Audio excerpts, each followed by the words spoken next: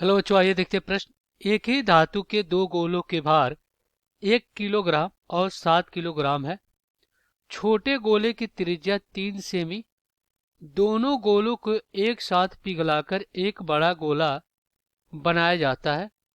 नए गोले का व्यास ज्ञात कीजिए। चलिए इसको हल करते हैं। सबसे पहले तो यहाँ पे मुख्य अवधारणा लिखेंगे। मुख्य अवधारणा, तो ये क्या होगा इस प्रश्न के लिए? देखिए आपका ये गोला हो गया और एक आपका ये गोला हो गया। इनको पिघलाकर एक बड़ा गोला बनाया जाता है। ये वाला बड़ा वाला गोला बनाया जाता है। और यहाँ पे इसका त्रिज्या कितनी है? देखिए ये इसकी त्रिज्या है, तो इसकी त्रिज्या को अगर हम R1 मान लें तो ये कितना दिया गया है? ये दे दिया गया है 3 सेमी। ये कितना है आपका? 3 सेमी। और इसका भार कितना है? 1 kg। और ये जो गोला है इसकी त्रिज्या R2 है और इसका भार कितना है? 7 kg। ये 7 kg। दोनों को पिघलाकर ये बड़ा वाला गोला बनाया जाता है जिसकी त्रिज्या R है। तो हमसे कह रहा है कि इसकी व्यास ज्ञात कीजिए, यानी D बराबर 2R बताना है। ये D क्या आपका व्यास है। तो देखिए हमें पता है कि गोले, देखिए इनको हम प्लस करेंगे क्योंकि इन दोनों को पिघलाकर एक यहाँ पे नई गोले बनाए जाते हैं। तो एक चीज देखिए, ये गोले धातु के हैं तो इनके घनत्व में कोई परिवर्तन नहीं होगा।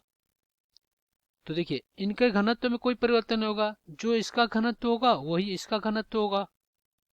घनत्व क्या होगा? और दोनों का घनत्व बराबर होगा। तो यहाँ पे देखिए गोले का घनत्व क्या होता है? गोले का घनत्व, गोले का घनत्व होता है भार और बटा में आयतन होता है। गोले का आयतन, और गोले का आयतन क्या होता है? गोले का आयतन ये होता है आपका 4/3 पाई R का घन होता है। तो चलिए दिए गए प्रश्न को हल कर लेते हैं।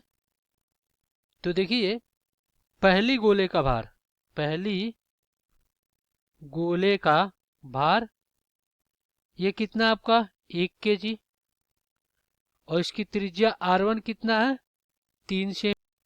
और दूसरी गोले का भार, दूसरी गोले की भार कितनी है? 7 kg। और R2 हमें इसका बताना है, R2 नहीं दिया गया है। तो अगर हम क्या करें, पहली गोले की घनत्व बराबर बराबर दूसरी गोले का घनत्व, क्योंकि घनत्व समान रहेगा। दूसरी गोले का घनत्व ये क्या हो जाएगा? 1/4/3 पाई, क्योंकि 1 kg वजन है इसका, गुणे में क्या हो जाएगा? R1 का घन। और बराबर में क्या हो जाएगा? 7/4/3 पाई R2 का क्या हो जाएगा? घन हो जाएगा। तो ये तो आपका कट जाएगा, ये कट गया। अब देखिए यहाँ से क्या हो जाएगा? ये हो जाएगा 1/R1 कितना है? 3। तो 3 का क्या हो जाएगा? घन। और बराबर में 7 और बटा में क्या हो जाएगा? R2 का घन। तो यहाँ से R2 का जो घन आएगा वो 3×3=27 और गुणे में 7 हो जाएगा। तो यहाँ से R2 का घन बराबर कितना आ जाएगा? इनका गुणा कराते हैं तो 27 × 7 कितना हो जाएगा? ये हो जाएगा आपका 189। तो इसको हम क्या करते हैं? ऐसे ही रहने देते हैं, 189। अब देखिए इनके आयतन भी समान होंगे। तो यहाँ पे लिखेंगे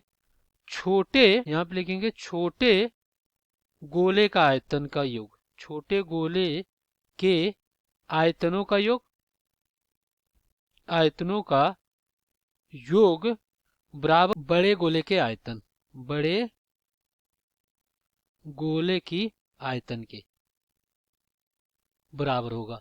क्योंकि देखिए दो छोटे गोले को पिघलाकर एक बड़े गोले बनाया जाता है, तो दोनों छोटे गोले का आयतन क्या होगा? बड़े गोले के आयतन के बराबर होगा, क्योंकि आयतन में परिवर्तन नहीं होता है।